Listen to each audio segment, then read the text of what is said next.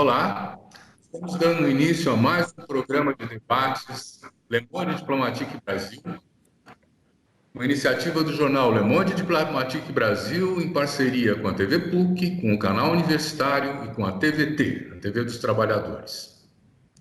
Hoje nós vamos tratar do tema da educação e desigualdade. As últimas avaliações que foram feitas em caráter nacional indicam uma melhora no ensino básico, né? E é isso que nós vamos discutir com dois especialistas que nós convidamos para fazer esse trabalho. Primeiro eu quero apresentar a Mirela Carvalho. Muito obrigado, Mirela, por estar aqui com a gente. A Mirela é gerente de gestão de conhecimento do Instituto Unibanco. Ela foi assessora especial da Secretaria de Educação do Estado do Rio de Janeiro, foi pesquisadora do IPEA e do IETS, foi consultora em projetos do Banco Mundial e do BID, é graduada em Economia e doutora em Sociologia pelo Instituto Universitário de Pesquisas do Rio de Janeiro, IUPERJ. Quero apresentar para vocês também o Ricardo Paes de Barros, que é engenheiro e economista, um dos maiores especialistas em desigualdade que nós temos no Brasil. Muito obrigado, Ricardo, por ter aceito participar com a gente. Quero apresentar. Pelo convite. O Ricardo é doutor em Economia pela Universidade de Chicago, possui pós-doutorado pela Universidade de Chicago e pela Universidade Yale, integrou o IPEA por mais de 30 anos, foi professor visitante da Universidade de Yale, diretor do Conselho de Estudos Sociais do IPEA e subsecretário de Ações Estratégicas da Secretaria de Assuntos Estratégicos da Presidência da República. Recebeu vários prêmios pelos seus trabalhos e assumiu o cargo de economista-chefe do Instituto Ayrton Senna e a cátedra do Instituto Ayrton Senna no INSPER. Eu dei uma resumida no currículo, porque senão nós iríamos ocupar um tempo enorme para apresentar tudo. E com esses dois especialistas, ou essas duas pessoas especialistas, vamos respeitar as questões de gênero também, né? Eu quero começar falando sobre o exame do IDEB, né? Quer dizer, o exame que 7 milhões de estudantes fizeram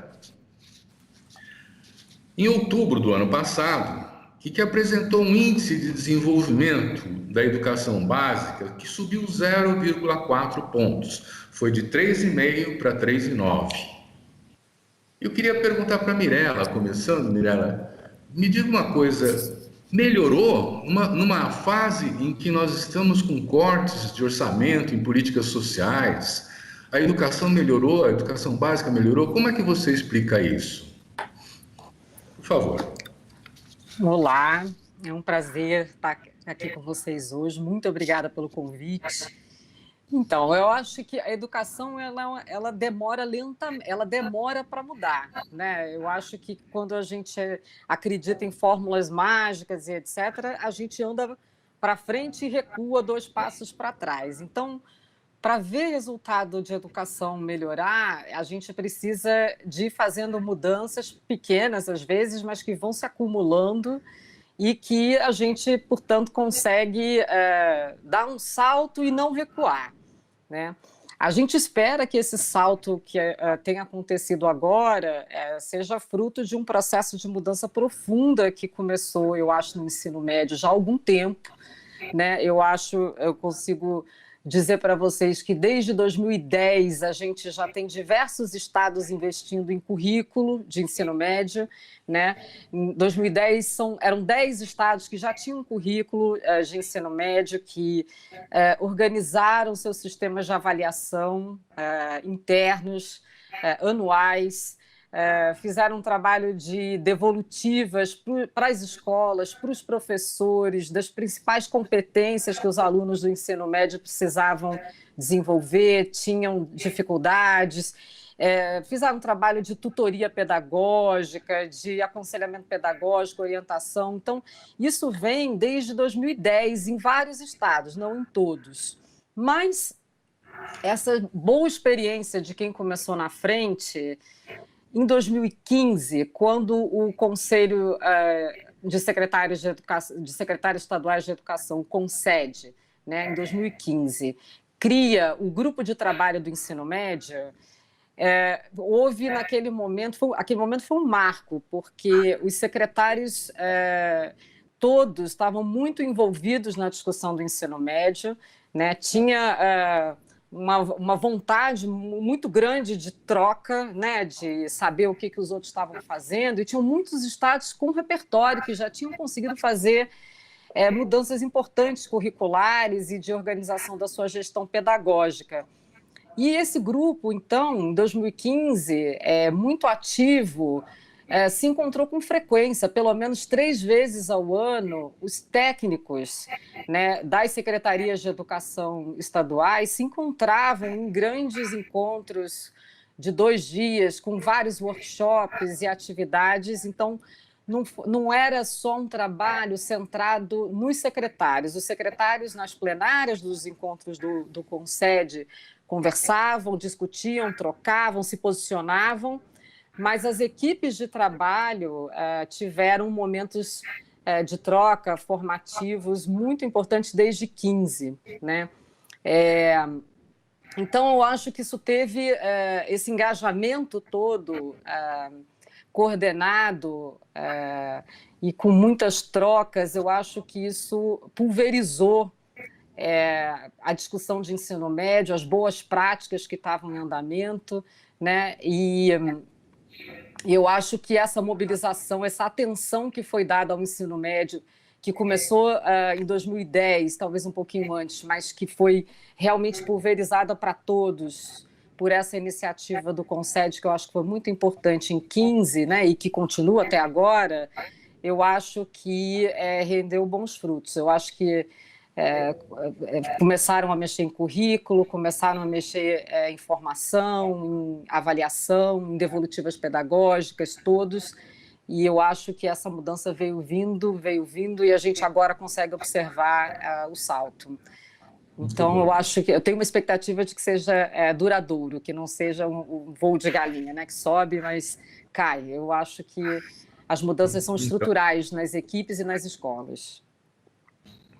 Nós todos esperamos isso, mas temos aí a epidemia também, a pandemia, para comprometer esses resultados, né? Eu queria perguntar para o Ricardo, passar de 3,5 para 3,9 é muita coisa, é pouca coisa? Qual é a escala disso? Vai até 5, vai até 10? Como é que é? Não, a escala vai até 10, né? E, por exemplo, nos anos iniciais, tem alguns municípios que já estão em mais de 9, né? Então, isso quer dizer que ainda tem muito caminho pela frente, né? Mas o progresso que a gente observou aí nos últimos 2 anos é bastante impressionante, né? Em particular no ensino médio, né? Onde a gente estava mais ou menos estagnado há mais de uma década, né? Apesar do gasto público ter... a gente sai de 0,5% do PIB e vai para 1% do PIB nesse período. Então, a gente passou a gastar muito mais, mas o ensino médio estava parado. Então, agora a gente tem um aumento no ensino médio que, inclusive, é maior do que o aumento no fundamental, né? Então, em certo sentido, por um lado, esse resultado é esperado, por outro lado, ele é inesperado. Ele é inesperado porque não vinha acontecendo. A gente não vinha conseguindo converter mais recursos em melhores indicadores educacionais, e nos últimos 2 anos, apesar do gasto público não ter aumentado, né? E nos últimos 15 anos anteriores, a gente triplicou o gasto por aluno, em termos reais, e estava estagnado, o que era meio incompreensível. Como que você gasta 3 vezes mais, você melhora o fundamental, ou seja, você dá um aluno para o médio melhor, e o aluno não sai do médio melhor. Como que, quer dizer, o que está acontecendo? Eu estou te dando um aluno melhor e estou te dando mais dinheiro, e sai o mesmo cara do outro lado. Era um resultado, em certo sentido, incompreensível. Esse salto que a gente deu agora, ele, por um lado, não é esperado, porque a gente vinha num sistema que estava estagnado, por outro lado, ele é perfeitamente compreensível. De repente, nesses últimos 2 anos, o sistema educacional melhorou. Eu acho que todos os brasileiros estavam muito cabisbaixos com relação ao nosso sistema educacional, em particular o ensino médio, né? Mas agora eu acho que estamos todos super orgulhosos do nosso ensino médio, dele ter dado um salto. Eu acho que todos os professores estão de parabéns. Eu acho que nós temos assim, mais de 80% das escolas de ensino médio brasileiro que a gente tem o dado para os 2 anos melhoraram. Então, a melhora Brasil afora, né? Em matemática, assim, uns 70% das escolas melhoraram, né? A Mirella chamou muita atenção do fato de que as secretarias melhoraram, mas eu queria chamar a atenção de que quem fez isso acontecer, claro, com o apoio da secretaria, foram os professores, foram os diretores de escola, né? Então, todos nós que cobramos tanto deles, eu acho que está na hora de bater palma para eles e dizer, olha, nos orgulhamos de vocês.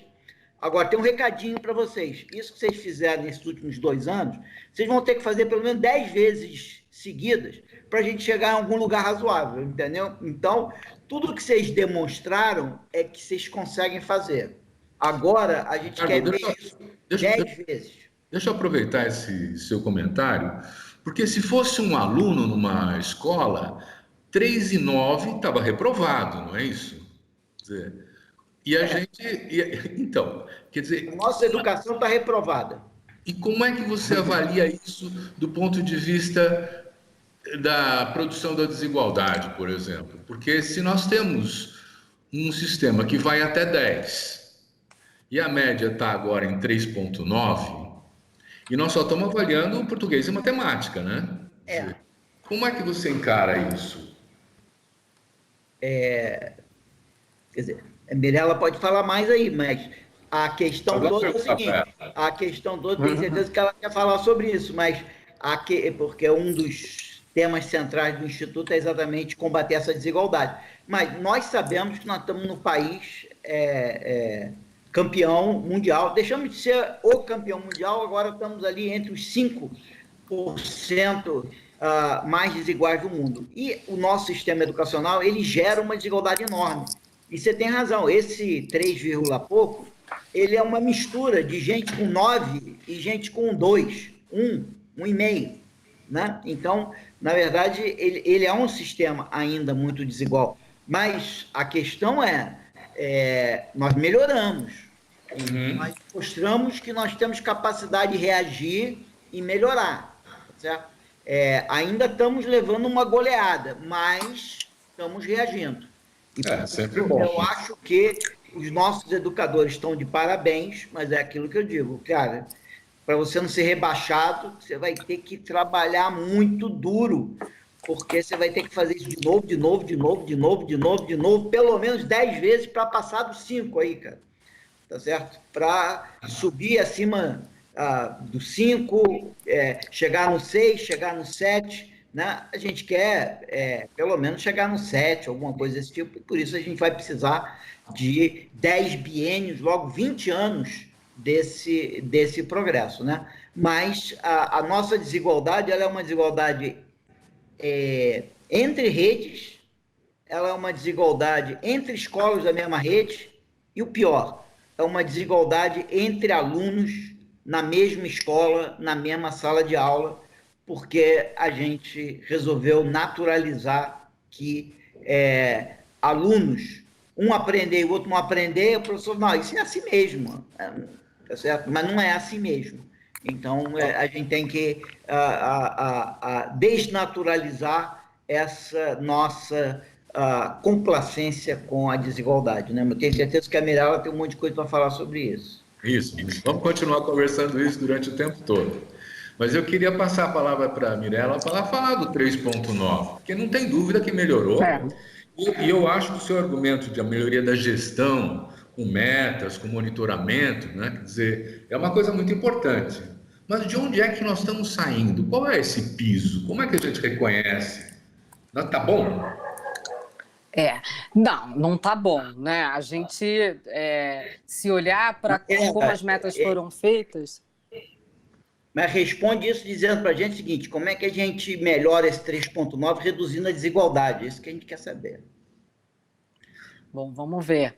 Então, eu acho que quando as metas foram feitas, a gente estava de olho na OCDE no início do milênio, né? Que estava com desenvolvimento de 6. Então, a gente estava mirando 6, né?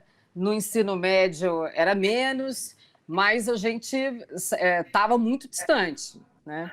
Se a gente tivesse conseguido melhorar nessa velocidade que a gente melhorou agora, a gente estaria conseguindo bater a nossa meta de ensino médio. A gente muito difícil a gente conseguir bater a meta de ensino médio para 2021, né? Que é de 4,9, mas eu acho que se a gente tivesse avançado nessa velocidade, até um pouco menos, a gente teria conseguido, enfim, ter esse bom resultado. Então, a gente está comemorando, a gente está feliz, porque a gente estava numa situação de estagnação, foi uma melhora muito grande. Se a gente tivesse conseguido manter essa melhora, a gente estaria em outro patamar, mas a gente ficou muito tempo estagnado, né? A gente demorou muito para fazer as mudanças no ensino médio que a gente tinha que fazer. Imagina, a gente já está monitorando com metas desde 2015, e eu comecei aqui dizendo que só... 2005, perdão, mas eu comecei aqui dizendo que em 2010 a gente tinha 10 estados que estavam pioneiros, em 15 é que a gente teve uma grande mobilização em torno do ensino médio. Então, a gente demorou muito para se mexer, não é isso? E aí, quando se mexeu, o resultado apareceu, né? Mas é isso que eu falei, persistência. A gente está longe de um padrão de qualidade OCDE. Imagina, padrão de qualidade OCDE no início do milênio, porque a OCDE não ficou parada, né? Então, a gente não é para olhar essa distância e falar, não tem jeito, a gente nunca vai chegar. É para a gente olhar essa distância e falar, olha, quando a gente se mobilizou e a gente investiu no ensino médio, a gente mudou. Então, está sob o nosso controle mudar. Não é uma coisa que está nas famílias, ou é uma dificuldade que está no mundo, que está... Enfim, é uma dificuldade que a gente consegue atuar sobre ela. Eu acho que tem um efeito importante a gente observar o investimento de 15 com o resultado de 19. Se continuar, muda. E aí eu acho que tem um dado interessante de 2019, que é a queda na desigualdade. Eu tenho aqui algumas informações, o percentual de alunos em matemática, né, que é o resultado da gente pior. Então, a gente tinha em 2017 65% dos alunos em matemática abaixo do básico, né? Então, a gente costuma avaliar a aprendizagem, tem uma linha importante de análise que foi desenvolvida pelo Chico Soares, que é utilizada pela Educação, e eu estou usando ela aqui.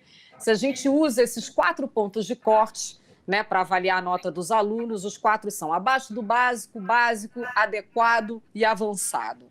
A gente tinha em 2017 65% dos alunos abaixo do básico, nesse pior nível. Esse percentual caiu muito em 2019. Então, a gente foi de 65% para 54%. A gente tirou o aluno dessa franja de notas, que são as piores notas, né? E isso é muito relevante. Foram quase 10 pontos de redução nesse percentual de alunos no nível crítico de matemática, né? Mais crítico que tem de matemática. Então, isso significa que a gente melhorou o resultado puxando quem estava lá embaixo. E o interessante é que todos melhoraram. A gente teve também um aumento, eu vou falar agora da outra ponta, né? Estou falando da ponta mais crítica, eu vou falar da ponta mais avançada. Em 2017, a gente tinha muito pouco, né? 0,24%, imagina, dos alunos brasileiros, 0,24%, menos de 1%, nessa franja mais avançada. A gente subiu para 0,37, quase 0,4, né? Então foi um salto, a gente melhorou a distribuição toda, a gente conseguiu tirar os alunos da posição pior e conseguimos colocar mais alunos na posição mais avançada. Então é uma melhora pró-equidade. Na direção que a gente quer, né? E tem um outro dado também interessante que eu estava vendo das escolas, né? Porque eu acabei de falar olhando para os alunos, mas agora olhando para as escolas, o resultado das escolas, né? A gente também percebe que em 2017 a gente tinha 0,06% das escolas brasileiras com IDEB inferior a 1,5, né? A gente consegue reduzir esse percentual em 0,04 pontos percentuais. Então, a gente também diminui esse IDEB muito baixo, imagina, 1,5 é baixíssimo. A gente consegue reduzir. As escolas com IDEB entre 1,5 e 2,5, a gente também consegue reduzir em 1,5 ponto percentual.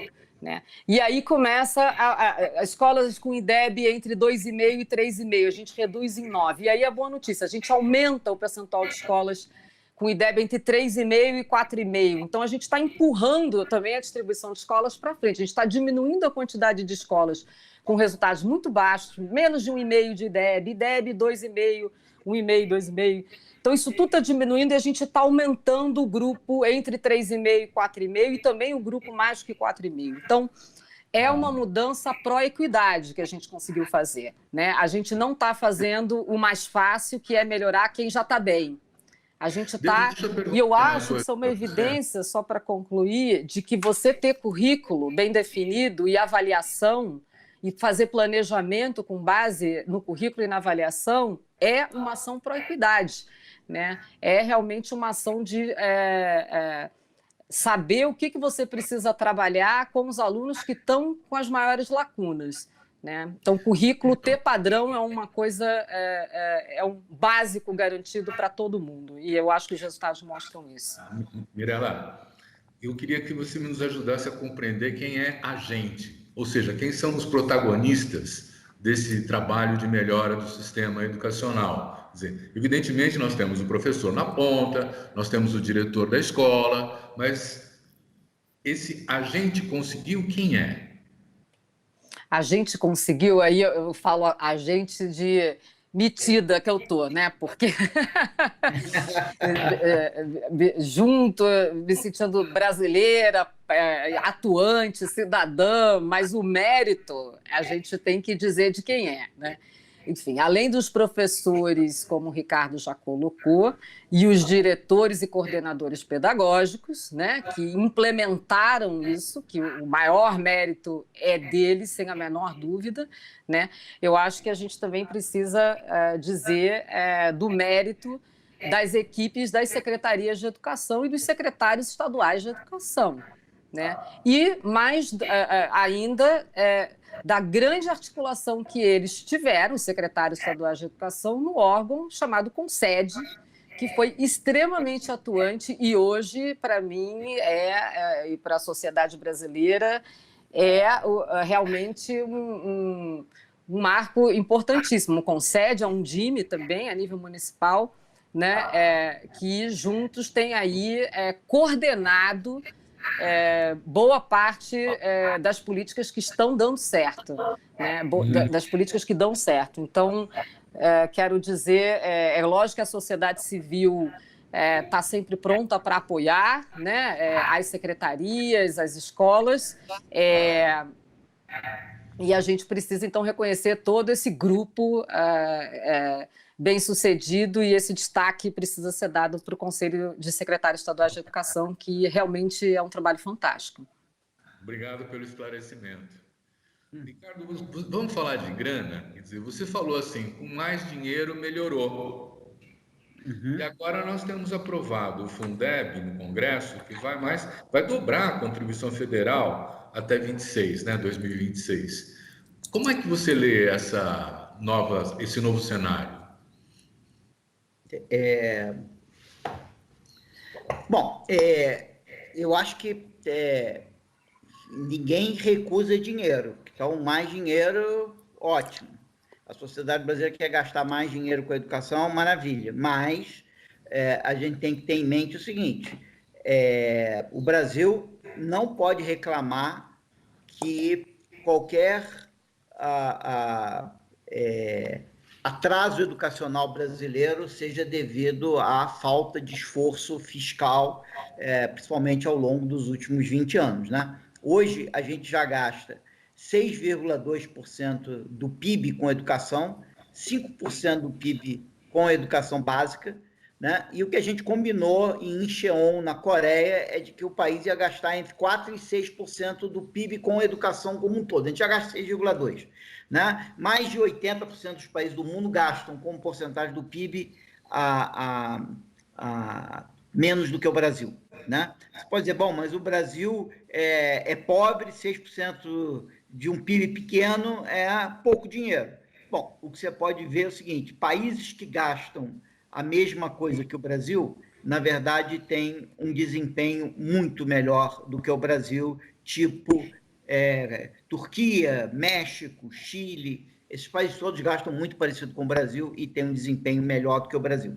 Então, eu acho que o Brasil está longe de gastar bem, ou gastar tão bem quanto os outros países gastam esse recurso. Nós estamos longe da nossa fronteira de eficiência. Então, um desafio da educação brasileira, a gente pode continuar pedindo mais dinheiro. Sempre bom. Mas eu acho que a gente tem que melhorar a qualidade do nosso gasto. E uma coisa que é impressionante é você pegar os maiores IDEBs do Brasil, não são de municípios que gastam mais, né? Até o último IDEB, não sei o que deu exatamente nesse agora, mas a capital brasileira com maior IDEB era Teresina, que não é nem de longe a mais rica. E a segunda era Palmas, que também não é a mais rica. E isso não é por acaso, porque as duas capitais têm um programa educacional muito bem focado. E se você pegar os municípios brasileiros que têm o melhor desempenho, entre os 20 melhores no Brasil, você vai encontrar 12 no Ceará. Você vai encontrar 2 em Alagoas, alguma coisa em Pernambuco. Ou seja, você vai encontrar uma parcela muito grande dos 20 melhores municípios brasileiros localizados no Nordeste. Por exemplo, Cocal dos Alves é um município super importante, ganhou prêmios aí, Darcy Ribeiro e etc. 99% dos municípios brasileiros têm um IDH, né, um Índice de Desenvolvimento Humano, melhor do que Cocal dos Alves. Então, o que isso está mostrando para a gente, né, e na verdade, se você fizer a conta, você vai chegar à conclusão de que 80% da desigualdade de resultados educacionais no Brasil, 80% da desigualdade em IDEB, é entre redes que têm o mesmo gasto. Ou seja, nós temos que prestar atenção em gastar mais? Temos. Temos que prestar atenção em equalizar o gasto? Sim. Todo estudante brasileiro tem direito à mesma educação, independente de onde a gente está no território brasileiro. Mas, mais do que isso, nós temos que equalizar a qualidade do gasto. Não adianta nada eu estar numa rede que gasta muito e o meu amigo está numa outra rede que gasta menos, mas gasta muito melhor. Então, o que importa para o jovem, adolescente, criança, é a qualidade da educação que ele tem. E dinheiro é o primeiro passo para eu ter uma educação de qualidade.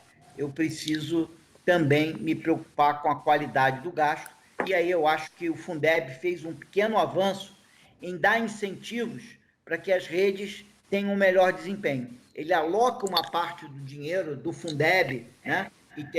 E na emenda constitucional tem também uma sugestão de distribuir o ICMS dos estados de acordo com o desempenho educacional. Então, eu acho que você tem 2 mecanismos nessa emenda constitucional na direção muito cearense de dar incentivos para um melhor desempenho, ou seja, não só dar mais dinheiro, mas dar incentivo para que esse dinheiro seja melhor utilizado. Muito bom.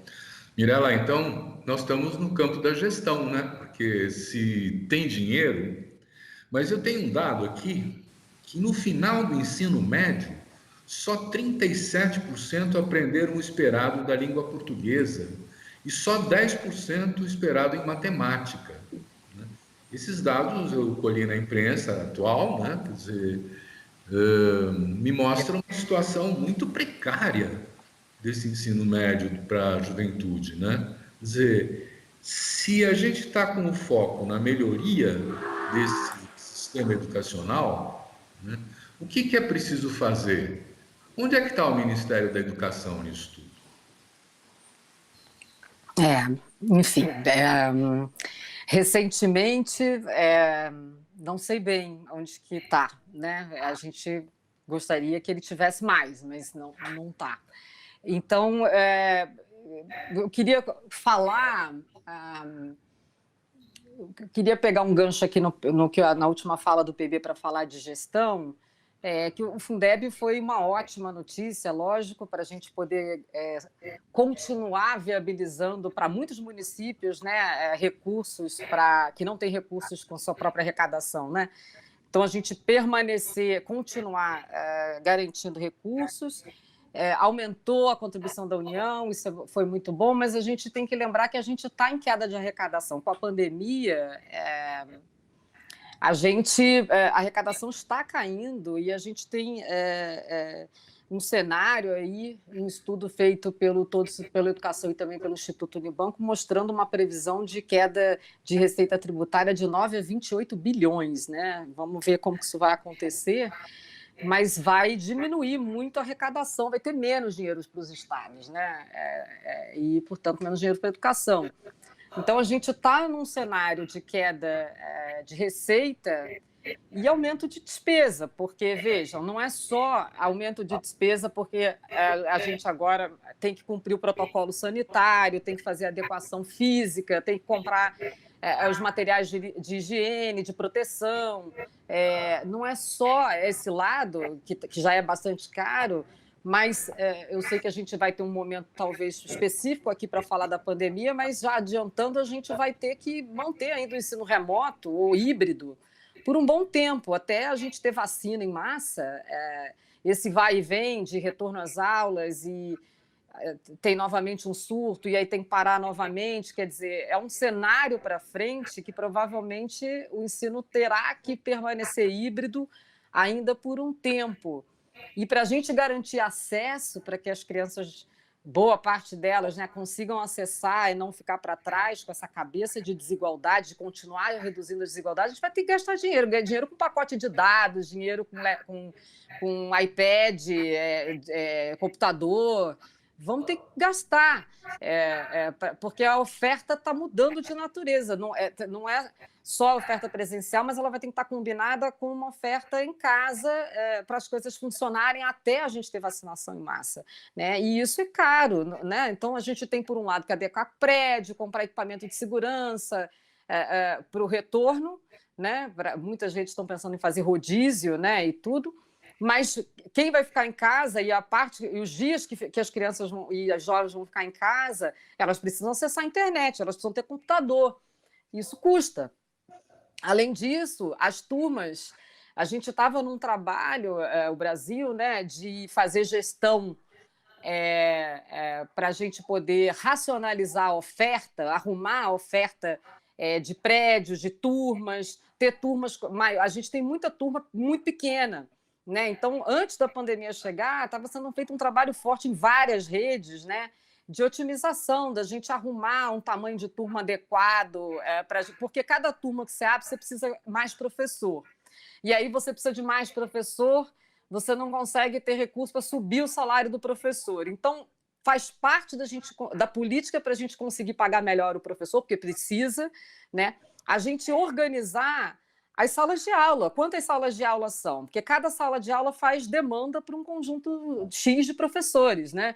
Então, a gente vinha nesse movimento de aumentar um pouco o tamanho das turmas, porque tinha turmas muito pequenas em funcionamento, que aí fazia necessidade de professor, e aí mais contratação, e aí essa dificuldade para a gente gerenciar salário.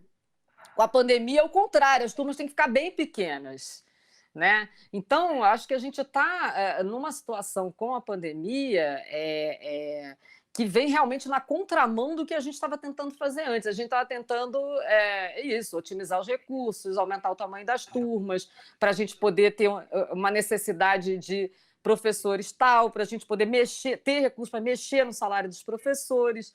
A gente não vinha com esse cenário de queda nas receitas tão forte como agora se apresenta, porque é muito dramático.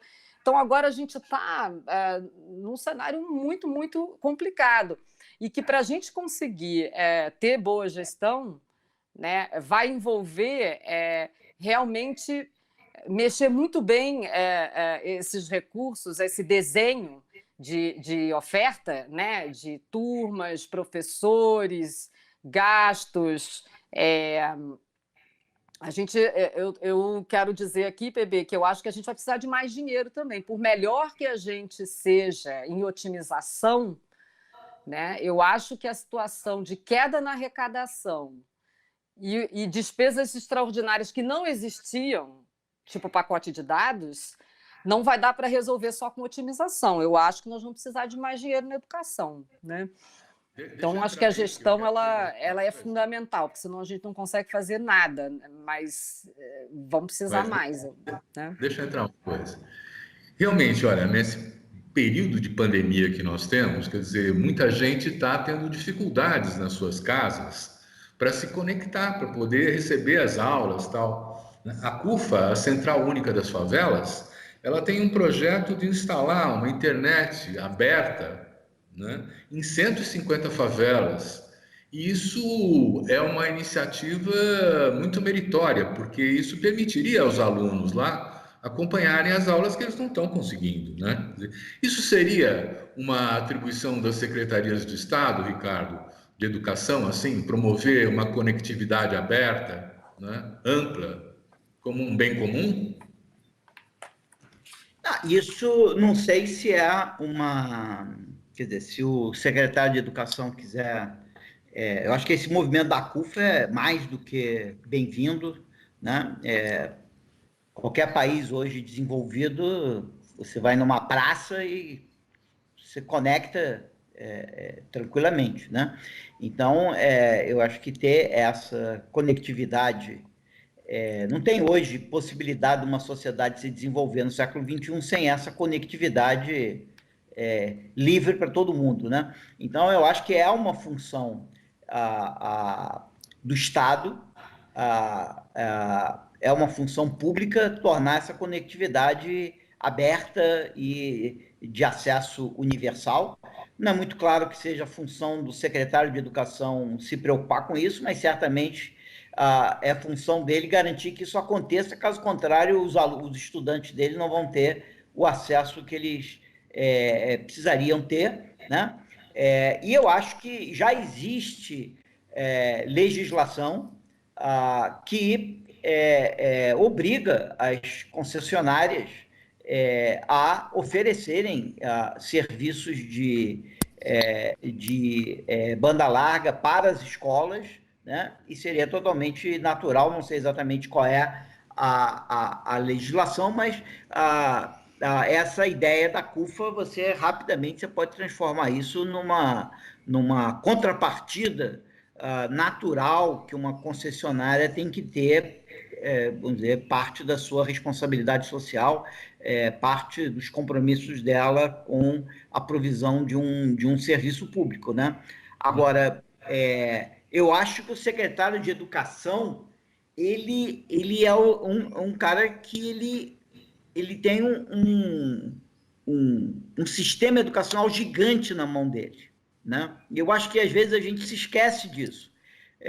Na verdade, o secretário de Educação, se a gente tivesse que pagar para ele o que ele vale, ele seria o executivo mais bem pago do Brasil. Só para te dar uma ideia, é o seguinte: o secretário de Educação, Rocieli, secretário de Educação de São Paulo, né? Quantos professores ele tem para ele gerenciar e saber que o cara chega na hora certa, na turma certa, na escola certa, na hora certa, dá aula para os alunos certos? Todo mundo conhece as Casas Bahia, né? Você acha que todas as Casas Bahia do Brasil tem um monte de funcionário, né? A Petrobras, todo mundo conhece, é grande, cheia de funcionário, né? No Brasil inteiro. O Pão de Açúcar é grande, cheio de funcionário. Junta os três, não dá o número de professores que o Roscielli tem que garantir que todo dia vão dar aula em algum lugar de São Paulo, em alguma escola, em alguma turma, e depois, de hora em hora, ele tem que trocar de sala. Certo? Então, o sistema que um secretário tem que gerenciar é gigante. Por isso que eu acho que, por exemplo, vários outros secretários vão resolver o problema da conectividade, resolver o problema do transporte. Se eu carregar a conectividade, o transporte, as coisas não pedagógicas em cima do secretário de Educação, talvez ele não vá dar conta, porque ele é o executivo mais demandado do Brasil, na verdade, da América Latina. O Roscielli é o cara mais demandado, é o cara que gerencia a maior empresa da América Latina, e ele não tem empregos e salários altíssimos para ter uma equipe de assessores ou de subsecretários. Ele tem uns salários pequenininhos para esses assessores. Então, não é fácil gerenciar uma empresa dessa. Por isso que eu acho que quanto mais eles puderem se concentrar na parte mais pedagógica, melhor. Por isso, acho a ideia da CUFA sensacional, mas tem que dar para um outro secretário gerenciar aí. O Roscielli já está lotado. Obrigado. Olha, eu queria voltar para a Mirela. Mirela, a questão... Quer dizer, nós temos um sistema de avaliação de educação pública que trouxe resultados agora, né, apresentados publicamente há poucos dias atrás. Eles dão dicas para poder melhorar a gestão? É possível aproveitar esse tipo de avaliação para tratar da questão que vocês aí no Instituto Unibanco têm mais carinho, que é essa questão da gestão da escola, né, de evitar a evasão escolar, de melhorar o sistema?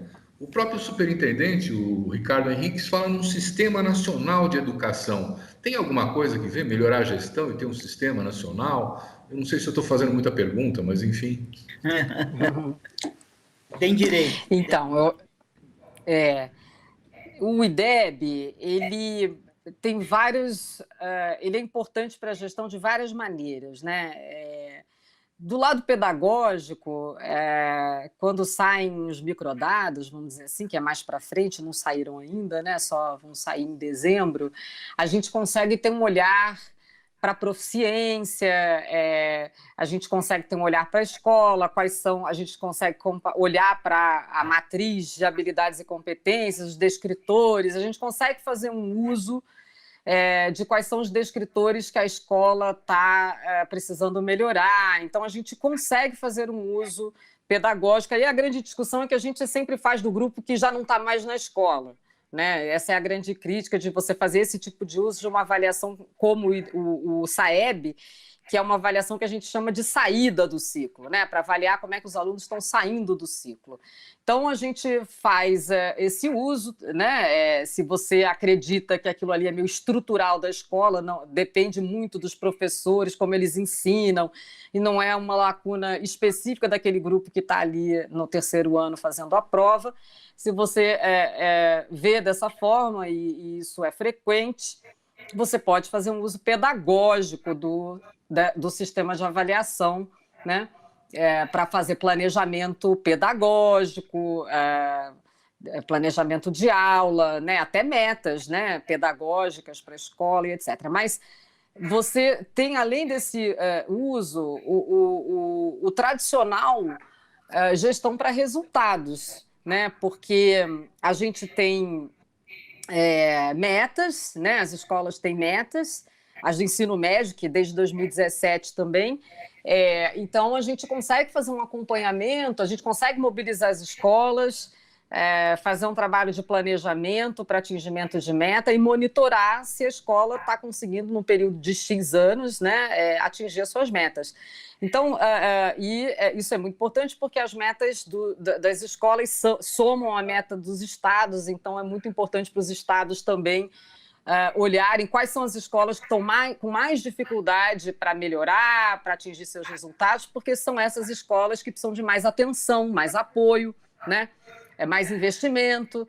Então, ele é super importante para a gente poder mobilizar todo mundo na mesma direção, que é um pilar da gestão, não é isso? Também é muito importante para a gente focalizar investimentos, saber quem é que não está melhorando e, portanto, apoiar mais, que também é um pilar da gestão, né? E a gente acompanhar resultado, monitorar. Né? Então, o IDEB ele permite tudo isso. Então, para além do uso pedagógico, tem esse uso da gestão para resultados, né? E ele é um indicador interessante porque ele combina a nota com a taxa de aprovação. Né? Então, é a nota de como é que os alunos estão saindo do ensino médio em termos de aprendizagem, combinada à taxa de aprovação das séries do ensino médio.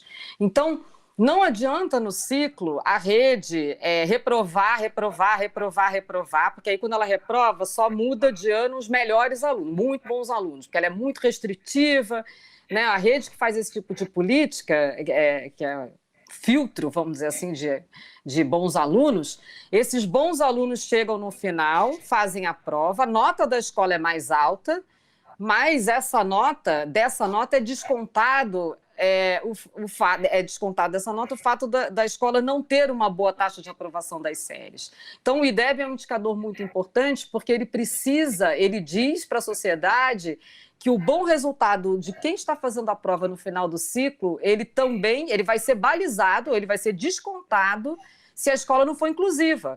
Né? Se ela não for para todo mundo, se ela for muito restritiva e filtrar só uma elite de alunos. Então, ela precisa ir trazendo os alunos na sua diversidade de aprendizagem, mas para um nível adequado, né, de aprendizagem. Esses alunos precisam ir evoluindo, porque a aprovação precisa subir. E essa aprovação também é combinada com a nota. Então, é um indicador interessante para fazer gestão, porque a gente consegue perceber quais são as redes e escolas que estão conseguindo bons resultados em detrimento dos alunos com mais dificuldades. Né? Então, é um instrumento poderoso de gestão. Muito obrigado. Ricardo, vamos comparar a escola pública e a escola privada? Está aumentando a desigualdade ou está reduzindo? No último, vamos falar aqui do ensino médio, né? Do ensino médio, o progresso desse dado recente que foi divulgado, a escola pública aumentou muito mais do que a escola particular, né? Mas a distância ainda é enorme, né? Entre a escola pública e a escola particular, mas, obviamente, os alunos também são selecionados na escola particular, então é muito difícil saber, ou alguém teria que fazer a conta de qual seria o desempenho da escola particular se ela tivesse que atender a mesma clientela na mesma escala que a escola pública. Então, se eu posso escolher os alunos e posso fazer só uma escola, fica fácil fazer, não fica fácil, mas fica pelo menos mais fácil fazer uma escola com um resultado melhor do que se eu tenho que atender todo mundo, né? Mas, pelo menos, essa desigualdade, pelo menos, tá caindo um pouco, né? Mas ela está caindo. Olha, ela era 1,9 em 2017, né? A escola privada era quase 2 vezes o resultado da escola pública. Era 1,9 vezes o resultado da escola pública. Agora caiu para 1,5. A escola pública melhorou o dobro do que melhorou a escola privada. Né? Hoje a escola privada tem 6, a escola pública tem 3,9. Então, se a escola pública continuar nessa velocidade, nós vamos chegar lá. Muito bem, vamos aproveitar, Mirela. Você está falando, vamos chegar lá. E tem a pandemia, não é? E tem uma certa, vamos dizer assim, desarticulação dos entes federativos no trabalho da educação. Quer dizer, Nós estamos valorizando mais o território, o governo municipal, o governo estadual, não é? Quer dizer, que instrumentos a gente agora é o poder público, né? Dispõe para poder enfrentar a pandemia e garantir a melhora dos resultados da performance na escola pública.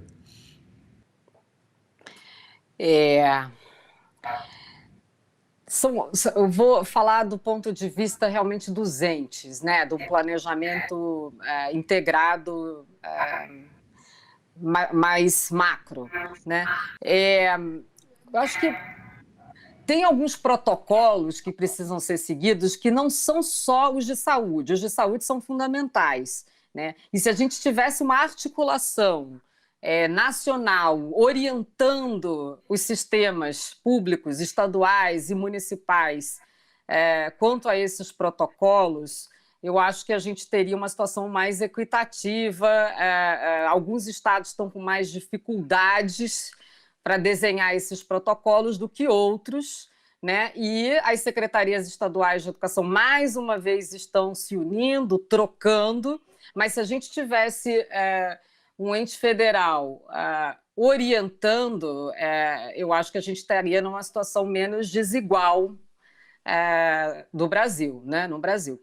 Então, eu estou me referindo aqui a ter orientações básicas, né, como um primeiro passo para ajudar as redes a desenharem seus protocolos na área da saúde, né, de como é que obedecer à segurança sanitária, né, distanciamento, equipamento de segurança, mas não é só isso, né, porque eu acho que tem um trabalho que é pouco discutido, que é como que a gente vai fazer isso funcionar. Ou seja, como é que o diretor, ao identificar que a criança está com febre, que teve um aluno numa certa turma, né, o que ele tem que fazer? É para suspender a aula presencial naquela escola? Como? Ele vai ter autonomia para fazer isso? A quem que ele informa? Né? E como é que as coisas vão funcionar? Então, tem um detalhe do como que o protocolo funciona, né, que ninguém tem muita visibilidade. Seria muito bom a gente ter orientações, gente pensando, olhando para o cenário internacional, né, formando as equipes das secretarias, seria muito bom. Mas a gente não tem. Então, além dos protocolos de saúde, também a reflexão sobre o calendário escolar.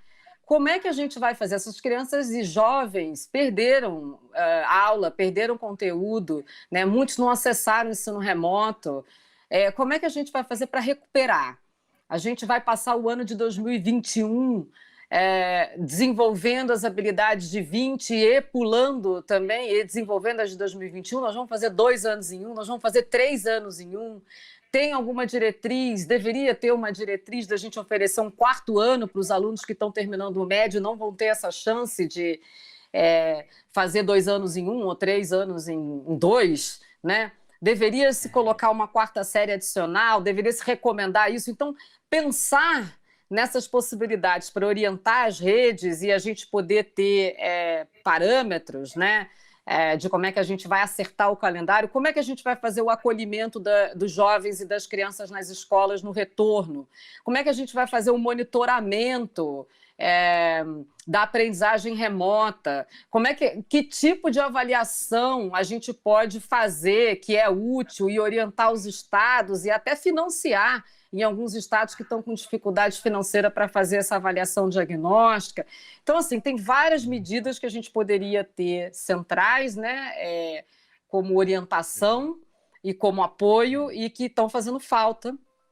Mas eu, como disse, acho que a gente tem os estados muito articulados e coordenados, tentando, de certa forma, atuar nesse cenário, né? Então, os estados se articulam, os estados e os municípios também estão se articulando, mas a gente sente falta, óbvio, da orientação central nisso tudo. Então, obrigado, viu? A produção está dizendo que nós já estamos chegando ao final do programa. Eu falei que a gente começa a bater o papo, de repente, ele já passou o tempo.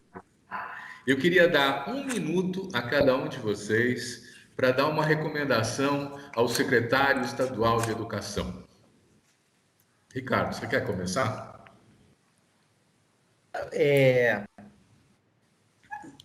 uma recomendação para o secretário estadual de Educação.